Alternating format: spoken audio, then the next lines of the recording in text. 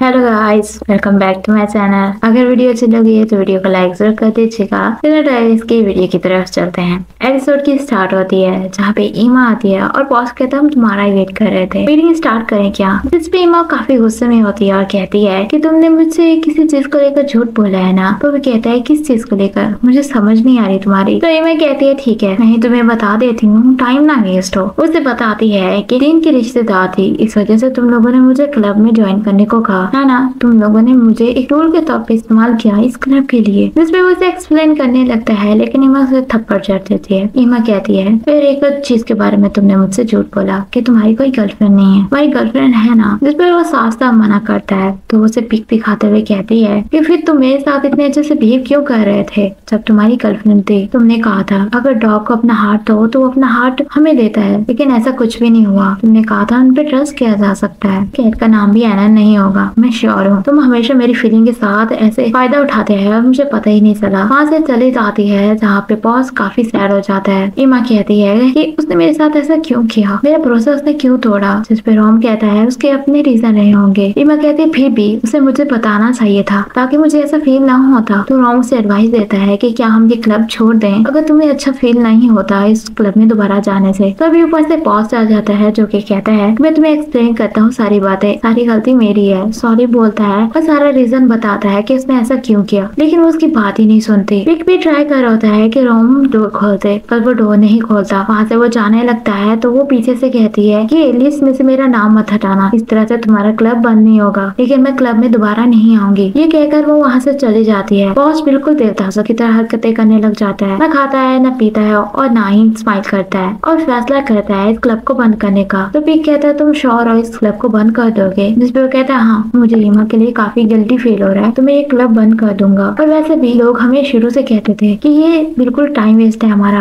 हमें किसी और चीजों पे फोकस करना चाहिए। और बिल्कुल सही कहते थे वो, इस क्लब के बगैर भी मैं सही से जी लूंगा। हमें नांग दिखाते हैं जो कि उनके पास आता है पोस्टर पिक के और बता देता है पिंग और उनकी तस्वीर उसने क्लिक की थी। पिक कहता है तुम ऐसे कैसे कर सकते हो। नांग कहता है मुझे उन्होंने कहा था तुम्हारे पर नजर रखने के लिए क्योंकि तुम ईमा के साथ काफी क्लोज हो रहे थे। और सॉरी बोलता है। जिस पे पिक उसे मारने के लिए उठता है पर बॉस उसे रोक देता है। वो फिर से सॉरी बोल के वहाँ से चला जाता है। बॉस कहता है सब कुछ इसकी गलती नहीं है। और पिक कहता है कि अब हम क्या करेंगे आगे, हमारे पास तो हैंग आउट करने के लिए जगह ही नहीं है। और कहता है अच्छा ठीक है चलो घर चलते हैं। जिस पे बॉस उसे पहले जाने को कहता है। वो वहाँ से चला जाता है। बॉस वापस जा रहा होता है तो एक लड़का उसे कहता है तुम्हें याद है मैं कौन हूँ। हमें दिखाता है ये वही लड़का होता है जिसने ईमा का बैग चोरी किया होता है। बॉस की वो दोनों लड़के मिलके धोबी पछाड़ कर देते हैं। वहाँ से चले जाते हैं। वो घर आता है उन्हीं चोटों के साथ और कुछ सोचने लग जाता है। नेक्स्ट डे भी वो ऐसे बैठ के सोच रहा होता है तभी इसे आइडिया आता है कि उसे ईमा से माफी मांगनी चाहिए। ये सोचते हुए वहाँ से भागते जा रहा होता है और पिक पूछता है कहाँ जा रहे हो, लेकिन उसे कोई जवाब नहीं देता। ईमा और रोम बैठे होते हैं, स्टडी कर रहे होते हैं जहाँ पे बॉस आ जाता है। उसे हेलो बोलता है तो उसे पूछते है तुम यहाँ पे क्या कर रहे हो। बॉस कहता है कि मैं तुमसे माफी मांगने के लिए आया हूँ। तो आगे से कहते इसकी जरूरत नहीं है, जो हुआ अब हो चुका है वो, अब मैं तुम्हें माफ नहीं कर सकती। और उसे कहती है तुम वापस जाओ, तुम्हारे पास कोई काम धंधा नहीं है। बॉस कहता है सच में मेरे पास कुछ भी करने के लिए नहीं था, तो मैं तुम्हें कंपनी देने के लिए आया हूँ। लेकिन वो आगे से कहती है इस काम के लिए पहले मेरे पास एक बंदा है। रोम वहाँ से उठ के जाने लगता है लेकिन ईमा उसे रोक देती है और कहती है अगर तुमने टॉयलेट का बहाना मारा तो मुझसे बुरा कोई नहीं होगा। तो वो बैठ जाता है। बॉस पूछता है क्लास के बाद तुम कहाँ खाना खाने जा रही हो। तो वो कहती है मैं खाना खाती नहीं हूँ और मुझे डिस्ट्रैक्ट मत करो। थोड़ी देर तो वो चुप करके बैठा रहता है लेकिन फिर से तंग करने लग जाता है। वो खाना खाने के लिए जाती है कैंटीन में जहाँ पे वो उसके पीछे पहुंच जाता है और उसे फिर से तंग करने लग जाता है। तो ईमा कहती तुम चाहते क्या हो, तुम मुझे फॉलो क्यों कर रहे हो, तुम समझते हो ऐसा करने से सब कुछ ठीक हो जाएगा, ऐसा प्रिटेंड क्यों कर रहे हो, कुछ भी नहीं हुआ। बॉस कहता है मैं इसलिए तुम्हारे पीछे आ रहा हूँ क्योंकि तुम मुझे माफ कर दो। रोमी कहता है अगर तुम चाहो तो मैं कहीं और चला जाता हूँ, लेकिन ईमा से मना करती है वहीं पे बैठे रहने को कहती है। ईमा कहती है तुम क्या समझते हो इस तरह से मेरा गुस्सा कम हो जाएगा। तो बॉस कहता है अगर मैं तुम्हारा पीछा करता रहूंगा तो तुम्हारा सच में गुस्सा कम हो जाएगा। उसे अपना खाना देने लगता है लेकिन वो मना कर रही होती है तभी ईमा की प्लेट नीचे गिर जाती है जिसपे ईमा काफी गुस्सा करती है। रोम को कॉल करता है, पिक और उसे अपने घर पे बुलाता है ईमा और बॉस को लेकर बात करने के लिए। वो उसके घर पे आता है और पूछता है तुमने मुझे यहाँ पे क्यों बुलाया। तो पिक कहता है कि मैं घर से बाहर नहीं जाना चाहता था इसलिए। वो उससे पूछता है रोम कि तुम यहाँ पे अकेले रहते हो। जिस पे पिक कहता है हाँ, और फिर बात करता है ईमा और बॉस की कि तुम्हारे पास कोई आइडिया है। जिस पे वो साफ साफ मना कर देता है। तो पिक कहता है मुझे तो लगा था तुम्हारे पास आइडिया होगा लेकिन तुम तो बिल्कुल यूजलेस निकले। तभी लाइट चली जाती है और रोम डरने लग जाता है। तो उसे कहता है यहाँ पे लाइट जाती रहती है तो तुम टेंशन मत लो, मैं भी कैंडल लेके आता हूँ। हूँ। वो कैंडल से पकड़ाने लगता है, दोनों के हाथ टच होते हैं और रोम कहता है ये एटमोस्फेयर बिल्कुल भी कहता है डरावना है ना, लेकिन वो कहते हैं नहीं काफी रोमांटिक है। टॉपिक चेंज करते हुए कहता है कि हम उन दोनों की बात कर लेते हैं, लेकिन रोम कहता है इस टाइम पे मुझे लगता है हमें एक दूसरे की बात करनी चाहिए। उसे किस करता है जहाँ पे पिक उसे पीछे नहीं हटाता। तो देर के बाद वो पीछे हटता है, जिसपे रोम उसे थैंक यू बोलता है उसे टीज करने के लिए। तो वो वहाँ से नाराज होते हुए चला जाता है और सर पकड़ के कहने लग जाता है कि मेरे साथ मसला क्या है। वापस आके उसके पास बैठता है और कहता है मुझे नहीं पता मैंने तुम्हें पंच क्यों नहीं मारा। तो रोम कहता है तुम अभी मार लो, लेकिन वो फिर से अपना सर पकड़ते हुए कहता है मेरे साथ हो क्या रहा है ये। रोम कहता है तुमने मुझे पीछे नहीं हटाया, इसका मतलब तुम मुझे। पिक उसे चुप रहने को कहता है और पानी पी लेता है जो रोम का पड़ा होता है और कहता है किसी को बताना मत, अगर तुमने बताया तो तुम सच में मार खाओगे मुझसे। और ईमा और पॉज की फिर से बात करते हैं। तो रोम कहता है कि मुझे लगता है ईमा सच में नाराज नहीं है पॉज से इस बात को लेकर, वो तो नाराज है पिंक को लेकर। जिस पे पिक उसे बता देता है कि उन दोनों के दरमियान कुछ नहीं चल रहा था। पहले तो उसे लाइक करता था जब वो फ्रेशमैन था, लेकिन बाद में उसने उसके ऊपर गिव अप कर दिया। अब उन दोनों के दरमियान कुछ भी नहीं है। वो उस दिन बस उसकी फियांसे के साथ उसका झगड़ा हुआ था, जिसपे पॉज उसे तसल्ली दे रहा था, इसके अलावा कुछ भी नहीं है। जिसपे रोम कहता है हमें कोई ना कोई सोल्यूशन ढूंढना ही होगा और क्लब के बारे में पूछता है, जिसपे पिक बताता है वो पहले ही हमने बंद कर दिया है क्योंकि उसे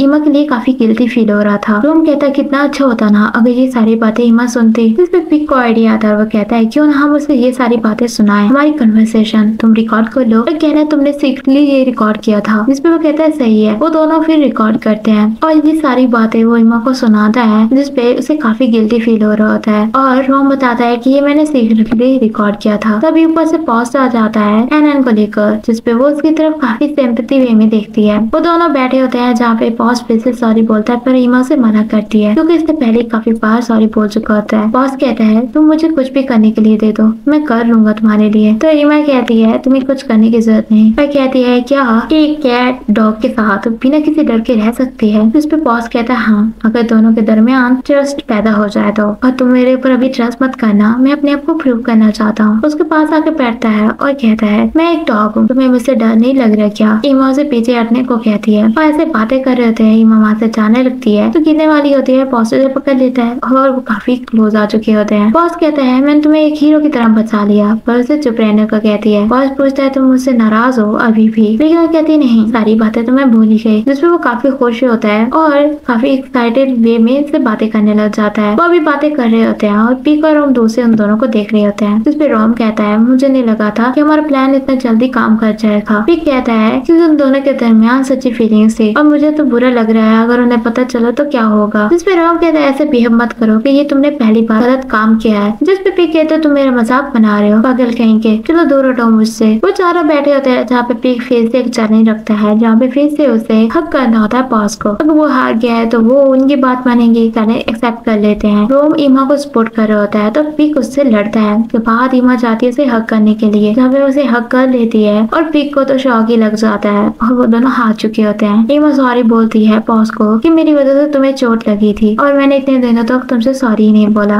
रोम और पिक क्योंकि हार चुके होते हैं तो सारी चीजें उन्हें ही इकट्ठी करके बाहर रखनी होती है। जिसपे पिक शिकायत लगा रहा होता है कि हमें ही क्यों काम करने दे रहे हैं वो। तो रोम कहता है तुमने ये सब कुछ स्टार्ट किया था, अब चुप करो। तभी से गर्मी लगने लग जाती है तो अपने शर्ट के बटन खोल देता है। जिसपे रोम उसकी तरफ देखने लग जाता है और पिक कहता है तुम मेरी तरफ क्यों देख रहे हो। तो आगे से रोम कहता है क्योंकि तुम काफी सेक्सी लग रहे हो, अभी भी तुम अपना टमी नहीं दिखा रहे। पिक कहता है तुम मेरी टमी की बात कर रहे हो, तुम घर लेके जाना चाहते हो क्या। जिसपे वो कहता है मैं लेके जा सकता हूँ, पर वो अपने शर्ट के बटन बंद करके वहाँ से जाने लगता है। तो आगे से रोम कहता है कभी तुम ऐसे स्वीटली बात कर लिया करो। वो वापस आता है और उसके पास बैठते हुए कहता है क्या इतना स्वीट होना काफी है तुम्हारे लिए, मैं सारी रात तुम्हारी तरफ ऐसे देख सकता हूँ। जिसपे रोम काफी शर्माता है। पॉज और ईमा बैठे होते हैं जहाँ पे पॉज उसको किस करने लगता है, लेकिन ईमा उसके फेस पे थप्पड़ी मार देती है और कहती है तुम्हें ये चोट कैसे लगी, झूठ मत बोलना मुझसे। वो दरवाजे का बहाना मारता है लेकिन वो फिर से पूछती है कि तुम्हें कैसे लगी चोट, मुझे बताओ। और वो बताता है छोटी सी फाइट हुई थी। ईमा कहती है कहीं कि तुम किसी और की गर्लफ्रेंड के ऊपर हिट तो नहीं कर रहे थे, लेकिन वो आगे से कहते नहीं जिसको मैं पसंद करता हूँ वो तुम ही हो। ईमा क्लब के बारे में कहती है कि तुम उसे बंद क्यों करना चाहते हो। जिस पे पॉज कहता है कि मैं इस बारे में पहले ही सोच रहा था और डीन ने तो जल्दी जल्दी प्रूव भी कर दिया। ईमा कहती है तुम्हें इस क्लब से बहुत प्यार था ना, लेकिन वो आगे से कहता है मुझे डॉग के कैट से प्यार है, वो तो इस चीज का हिस्सा थे बस, और अच्छा हुआ मैंने ये बंद कर दिया। पिक शिकायत करते हैं कि हमारी हेल्प कर दो, लेकिन वो उसकी बात को इग्नोर कर देते हैं। पॉज काफी सैड हुआ बैठ होता है क्योंकि अब उनके पास कोई जगह नहीं होगी हैंग आउट करने के लिए। जहाँ पे ईमा से एडवाइस देती है कि जहाँ पे अभी वो बैठे हैं इसे ही क्लब बना लेंगे और ये सिर्फ क्लब इन चारों का ही होगा। वही कहती है अब जबकि मैं क्लब की फाउंडर हूँ तो तुम मेरे पास अप्लाई करने के लिए आओ, जिसपे बॉस एग्री होता है, अपने आप से इंट्रोड्यूस करता है और इसी तरह से वो बातें करने लग जाते हैं। तभी बॉस पूछता है कि इस क्लब का नाम क्या है, जिसपे ईमा कहती है पपी हनी, और वो दोनों एक दूसरे की तरफ ऐसे स्माइल करके देख रहे होते हैं। इसी के साथ ही एपिसोड और सीजन 1 इसका यहीं पे एंड हो जाता है। अगर वीडियो अच्छी लगी हो तो वीडियो को लाइक जरूर कर देना और मेरे चैनल को सब्सक्राइब कर देना, बेल आइकन को दबाना मत भूलना ताकि मेरी नेक्स्ट वीडियो की नोटिफिकेशन आपको मिल सके। Thanks for watching.